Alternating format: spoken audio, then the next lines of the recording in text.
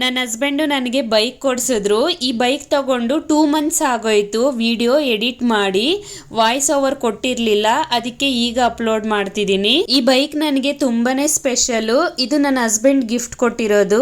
ಇದು ನನ್ನ bike and ನನ್ನ ಮೊದಲನೇ ಬೈಕು. ಅಂಡ್ ಬೈಕ್ ನಮ್ಗೆ ಡೆಲಿವರಿ ಮಾಡೋ ದಿನ ನಾನು ತುಂಬಾ ಎಕ್ಸೈಟ್ ಆಗಿದ್ದೆ ಬೈಕ್ ನೋಡೋದಕ್ಕೆ. ಬೈಕ್ ಮೇಲೆ ಒಂದು ಕ್ಲಾತ್ ಕ್ಲೋಸ್ ಮಾಡಿದ್ರು.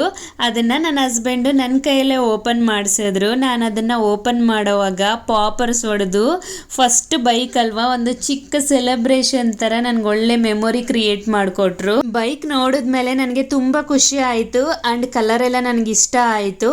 ಕೀ ತಗೊಂಡಿದ್ದಾದ್ಮೇಲೆ ನಾವು ಅಲ್ಲಿಂದ ದೇವಸ್ಥಾನಕ್ಕೆ ಹೋದ್ರಿ. ದೇವಸ್ಥಾನದಲ್ಲಿ ಪೂಜೆ ಮಾಡಿಸಿದ್ದಾದ್ಮೇಲೆ ನಮ್ಮ ಮನೆ ದೇವ್ರನ್ನ ನೆನೆಸ್ಕೊಂಡು ನಾನೇ ಬೈಕ್ ಸ್ಟಾರ್ಟ್ ಮಾಡಿದೆ ಅಂಡ್ ಈಶಾಂತ್ನ ಕೂರಿಸ್ಕೊಂಡು ಅಲ್ಲಿಂದ ಮನೆಗೆ ಬಂದೆ. ಇದು ನನ್ನ ಬೈಕ್ ಸ್ಟೋರಿ. ವಿಡಿಯೋ ನಿಮ್ಗೆ ಇಷ್ಟ ಆದ್ರೆ ಲೈಕ್ ಮಾಡಿ.